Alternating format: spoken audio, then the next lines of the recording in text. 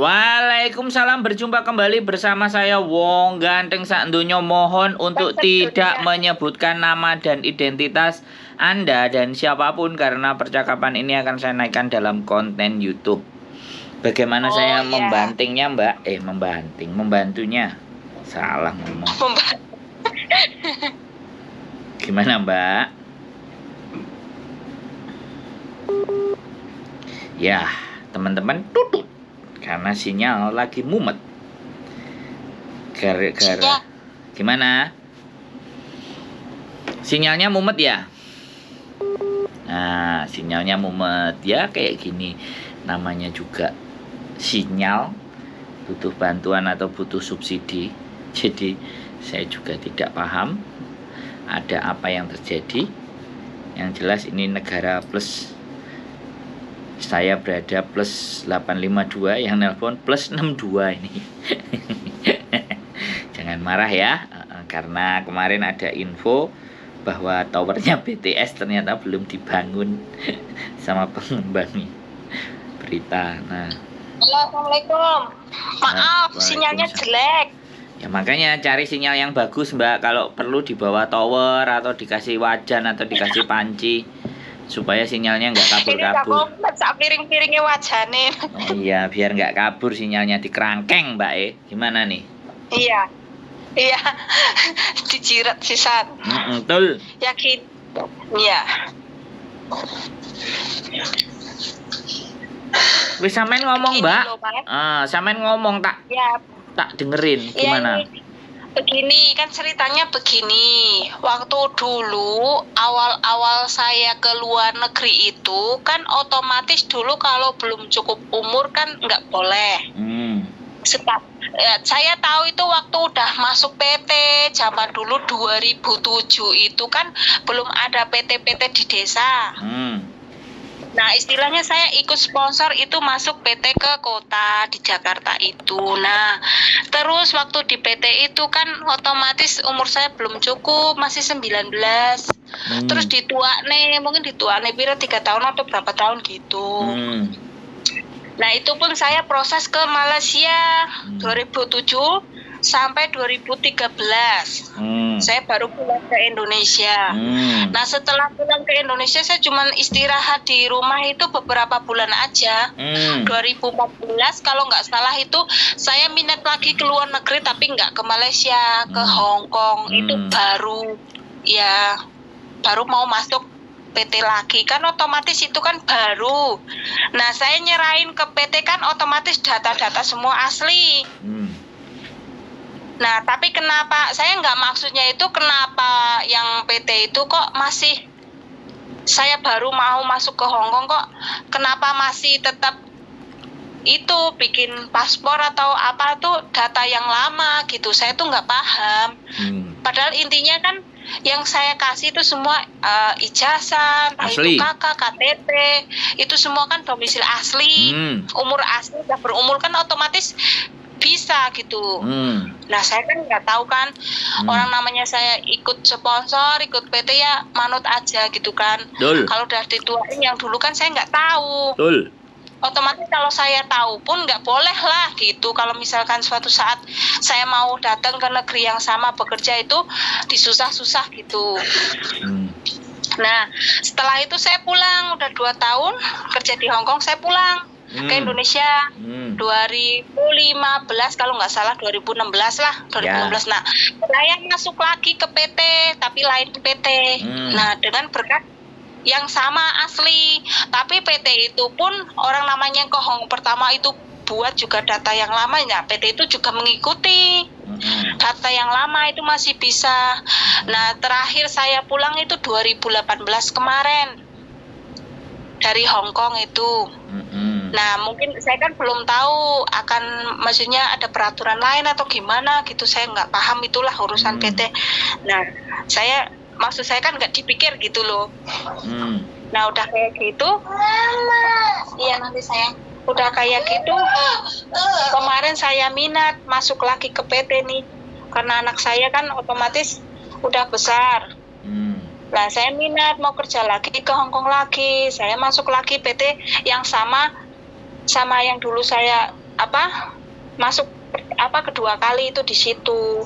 Tapi PT menjelaskan katanya nggak bisa masuk lagi kerja ke Hong Kong, Mbak. Soalnya datanya beda. Lah saya ya istilahnya bingung toh. Ya dari awal otomatis saya ngasih ke PT itu dokumennya asli semua. Kok kenapa orang baru mau kerja ke Hong Kong kan belum ada ID card yang di Hong Kong. Kan otomatis harus pakai yang asli lah, jangan yang lama. Kan sebelum masuk PT saya juga udah menjelaskan kalau dulu itu saya ke Malaysia itu karena dituain, saya juga nggak tahu gitu. Sudah? Nah terus saya ke PT bilangnya begitu. Udah bilang begitu terus suruh saya ke Taiwan aja, nanti kamu hapus data semua. Ke Taiwan saya belum minat, soalnya saya udah terbiasa itu di Hong Kong tuh caranya tuh maksudnya kalau ke Taiwan kan belum pernah. Kalau ke Hong Kong udah pernah, istilahnya kan adatnya atau logatnya, maksudnya bicaranya orang sana kan udah tahu kayak gimana gitu. Nah, ada satu lagi nih Mas. Misalkan saya mau daftar kerja kemanapun, dokumen saya kan nggak dikembalikan itu. Yang mana? Yang mana? Ini. Terus itu gimana? Berarti pertanyaannya dua. Yang pertama, iya, kenapa harus masih pakai yang lama? Kenapa PT menolak sampean dengan data yang baru? Tapi itu pertanyaan saya ke PT. Iya, sekarang gantian saya yang ngomong, Mbak. Sampai 7 menit sudah ngomong. Aku ngomong, jangan dipotong. Oke. Sampean dengerin. Kalau sampean mau ngasih tahu saya yang diem. Udah 7 menit ngomong. Dua pertanyaan aja 7 menit sampean ngomongnya. Tak kasih timer ini, ada waktunya saya. Makanya sekarang giliran saya ngomong. Jadi sebenarnya apa yang dilakukan PT itu benar. Sampean tidak digunakan data baru waktu ke Hong Kong. Kalau sampean masuk dengan data yang baru, maka sampean kena data ganda. Justru itu akan menyusahkan sampean. Satu. Nah, oke. Akhirnya ketika sampean mau balik lagi ke negara Hong Kong, KTP-nya ya harusnya disamakan dengan KTP dan paspor waktu sampean masuk ke Hong Kong. Usianya yang dituain 3 tahun tadi, biar sampean tidak kena masalah. Gitu loh. Bakalan nanti kalau sampean pakai data aslinya sampean, yang kena masalah sampean. Karena ada data ganda. Satu manusia masuk ke Hong Kong kok double data.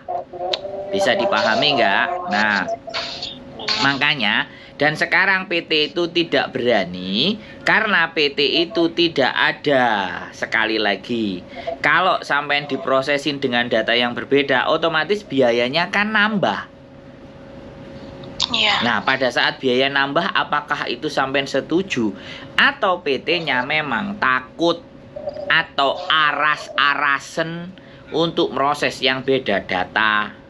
Yang banyak, yang data sama aja yang dia proses. Untuk yang beda data, biarkan ke PT yang lain. Mungkin itu anggapannya dia nggak bisa diproses gitu. Nah, makanya sampean harus cari PT di mana PT yang bisa membantu prosesnya sampean. Konsekuensinya, sekali lagi, konsekuensinya pastinya potongan akan berlebih, entah dikit entah banyak. Ya itu kembali lagi ke PT-nya masing-masing, karena dia pasti harus menyamakan datanya dengan yang di paspor dan KTP Hong Kong, biar sampean nggak kena masalah. Bisa dipahami? Iya. Wis. Nah, itu. Pertanyaan pertama. Pertanyaan kedua tadi apa? Lupa nggak? Pertanyaan kedua? Apa? Lupa kan? Makanya yang tanya aja lupa, apalagi yang mau jawab. Karena hanya sampean mau didengerin saja. Kan kalau sampean bertanya itu jangan terlalu panjang ulasannya, jadinya sampean lupa sendiri sama pertanyaan sampean. Bisa dipahami nggak? Jadi karena kesalahan sampean dituakan satu kali saja, ketika balik lagi ke Hong Kong sampean bermasalah. Makanya kenapa sampean diarahkan ke Taiwan, karena Taiwan kan negara yang berbeda. Sampean bisa menggunakan data asli sampean. Nah, tapi masalahnya sampean kan nggak naksir Taiwan. Bisa dipahami nggak? Iya. Jadi mau nggak mau sampean harus cari PT yang mau memproses sampean, karena sampean ex Hong Kong gitu loh. Pasti. Iya. Gitu. Nah, kalau sampean belum ketemu. Nah, kalau sampean menggunakan PT rekomendasinya saya, ya saya sampean tak arahin. Yang penting syaratnya yaitu tadi, potongan itu pasti nilainya akan berlebih. Nah, untuk angkanya bagaimana dan seperti apa, itu pihak PT yang menentukan, bukan saya. Sampean boleh bertanya-tanya sama mereka. Begitu ceritanya, Mbak E. Ya, soalnya kan saya di desa, maksudnya bukan di kota seperti ya di kota gitu kan. Jadi kan udah saya mengelilingi beberapa PT sendiri, maksudnya usaha gitu. Nggak nemu. Ya tetap begitu. Ya, Iya. makanya saya ya tanya-tanya teman yang di mana gitu. Nah, otomatis ngasih tahu. Ya itu kalau ada ya benar-benar PT yang mau menerima, ya saya minat gitu. Kan biar saya lebih jelas, lebih lanjut. Nanti tahu apa potongan berapa, prosesnya berapa bulan kan. Kalau udah tahu kan, misalkan minat, saya jauh-jauh datang dari desa ke kota kan nggak sia-sia begitu. Bagi saya, dalam hidup itu tidak ada yang sia-sia, Mbak. Semua butuh proses. Kalau sampai nanya-nanya, berarti ya sudah tepat. Sampai harus nyari info. Ini masalahnya bukan desa dan kota. Ini masalahnya tentang pengetahuan, ya, yang saya jelaskan tadi kan. Sampean aja masih beranggapan kenapa kok nggak pakai dataku yang asli, kenapa kok selalu masih pakai yang itu. Itu PT-nya menyelamatkan sampean,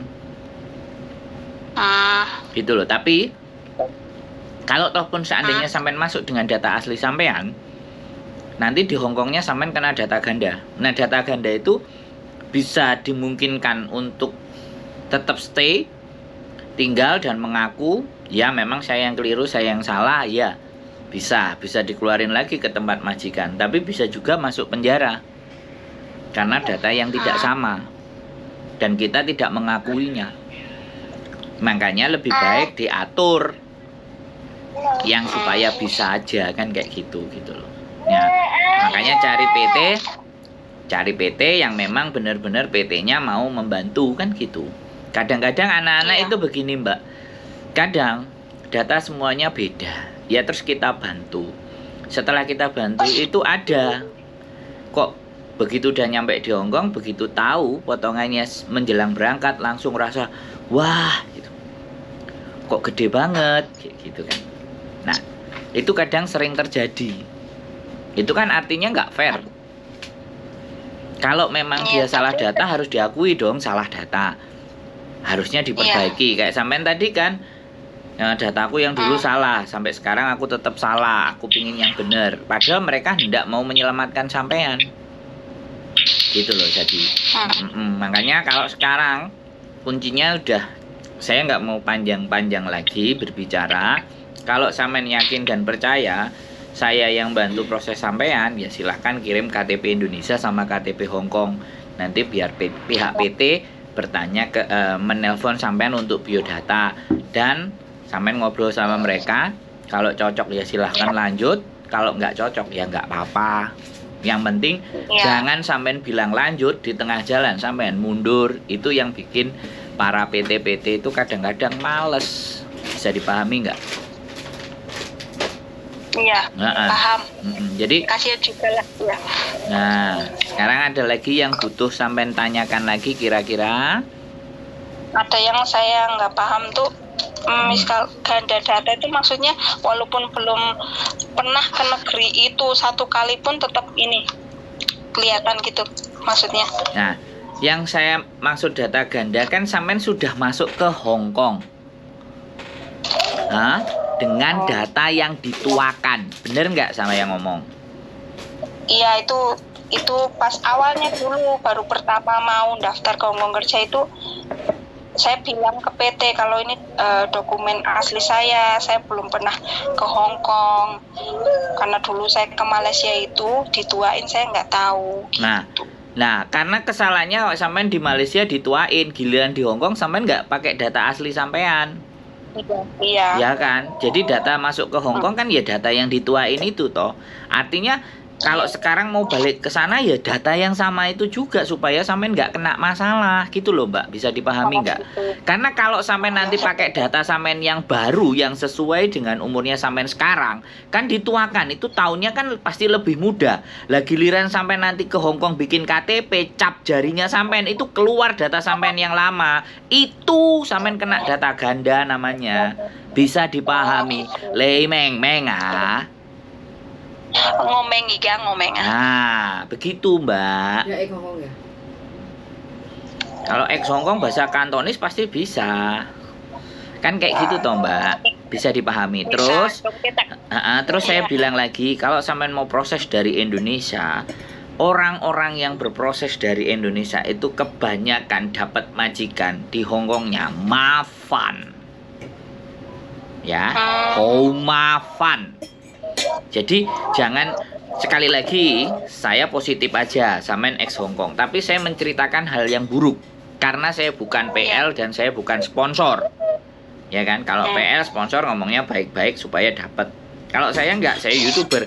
Karena kalau saya ngomong baik-baik begitu sampai nyampe sini jelek, sampean komplain ke saya. Nah, sedangkan saya naik ke YouTube. Makanya saya ceritanya jelek-jelek saja. Jadi biar sampean nanti kalau nyampe di sini sampean sudah terbiasa dengan hal yang jelek-jelek gitu. Karena dari Indonesia itu begitu, rata-rata yang ngambil dari Indonesia pasti sambat begitu lah. Nek sampai nggak sambat berarti sampai the best gitu aja. Yes, gimana? Iya. Sudah paham? Sudah paham persoalannya sampean? Paham ya. Yang penting itu. Paham sekarang. Ya, itu. Siap. Bismillah, saya minta pertolongan. Iya, saya niat lagi kerja ke sana. Itu. Oke. Nah, ada lagi yang mau ditanyakan lagi? Masih belum jelas menurut sampean? Yang ditanyakan lagi itu kan nanti tanya ke PT atau ke misalkan. Ya sampean keluarkan dulu pertanyaannya ke saya. Kalau saya bisa jawab, saya jawab. Kalau saya nggak bisa jawab, nanti saya sampaikan ke sampean. Pertanyaannya apa dulu? Ya itu kan otomatis nanti saya kena itu kan.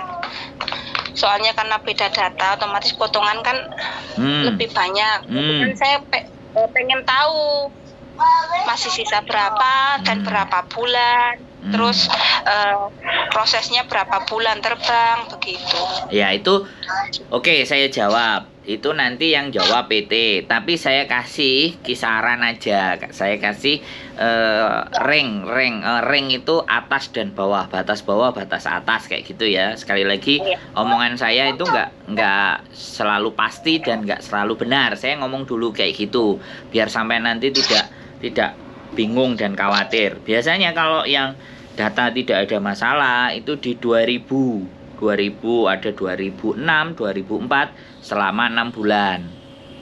Tapi ketika ada perbedaan data biasanya di antara 2300 sampai 2500 kali 6 bulan. Jadi kata-kata saya ini jangan dijadikan patokan karena sekali lagi kesulitan di PT itu karena lokasi lah, karena hal-hal yang lain itu bisa berbeda. Mending nanti sampean bisa tanyakan, ya kan? Nah, sekali lagi, kalau memang tidak dijawab dengan pasti, Pak, boleh nggak saya tahu reng-rengannya? Gitu loh. Antara seberapa sampai seberapa gitu. Karena sekali lagi ya teman-teman, proses itu ada yang sadar dengan potongan, ada yang kalau bisa nggak usah potongan, padahal diri kita yang keliru. Kadang-kadang di situ juga sak repotan. Makanya PT sampean yang sampean datangi itu nggak mau repot. Iya. Nah, mereka nggak mau Itu- repot dan nggak mau beresiko karena potongan sedikit aja sekarang anak-anak pada lapor BP2 MI. Mereka bisa kena sanksi karena narik potongan lebih gede. Begitu ceritanya Mbak E. Oh iya, Pak iya. Lecito, Lemeng, Ngomeng ya. Oh. Meng Pak. Gitu. bisa dipahami. Oke, kalau sampean serius, saya 2 rius. Bahkan saya 3 rius, 4 rius, 5 rius.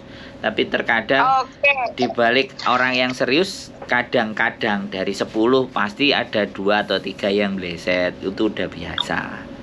Ya mudah-mudahan Insya Allah saya niat. ya mudah-mudahan itu kan doa kita bersama, karena saya mau diapeki, mau dihapusi dan apapun terserah, nggak ada masalah. Iya. Karena jalannya jalan mereka. Nek wong uri, wong elek ngomongnya saiki bedo karo besok, ya mereka sendiri kan yang ngurus, bukan saya. Itu bukan lagi urusan saya kan, kayak gitu loh Mbak. Iya. Paling aku Tapi kalau diseneni gitu. prinsip saya ya udah susah-susah, terus saya nyari info-info, alhamdulillah bisa ada yang bantu, saya lebih semangat, lebih istilahnya ya benar-benar niat gitu. Siap. Iya. Oke. Iya. Ya. Cukup? Oke. Alhamdulillah cukup. Saya cukup mengerti paham. Oke. Terima kasih banyak. Siap. Iya, udah mau bantu saya menjawab pertanyaan saya. Saya udah lega. Soalnya saya takut banget, otomatis kalau negara itu kan memang ininya saya suka kerja di situ, bukan berarti apa, intinya udah terbiasa, jadi kan otomatis adaptasinya udah tahu begitu. Oke. Kalau ke negeri lain kan belum tahu, jadi kan seperti apa, saya kan masih was-was begitu. Oke, siap. Iya. Oke. Intinya Ya, cukup. Bisa. Ya, Terima cukup. kasih, semangat. Terima Saya kasih. tunggu di Hong Kong dan simak terus Ya. konten-konten saya. Ada banyak-banyak informasi terbaru. Mudah-mudahan Ya. sampean bisa sampai dengan Hong Kong dengan baik dan benar. Oke? Amin. Sehat. Amin. Iya, oke. Sehat selalu. Terima kasih ya, Mbak E. Ya, sehat selalu. Mas Sandro juga ya. Siap. Terima kasih banyak. Bye bye. Assalamualaikum. Bye bye. Assalamualaikum. Oke teman-teman, saya selalu yakin mah dalam kehidupan ini, terlepas keyakinan saya nanti benar ataupun salah, intinya kita harus yakin dulu. Ya, keyakinan kita itu keyakinan untuk menuju ke arah yang benar. Tapi kembali lagi, namanya manusia itu hatinya sangat bisa berubah, ke kiri ke kanan, ke kiri dan ke kanan, ke kanan dan ke kiri, ke depan dan ke belakang. Apapun itu yang terjadi, harapan saya teman-teman juga jangan pernah lelah untuk menjadi orang yang baik. Sekali lagi terima kasih. Keep stay tune my YouTube channel and see you next video.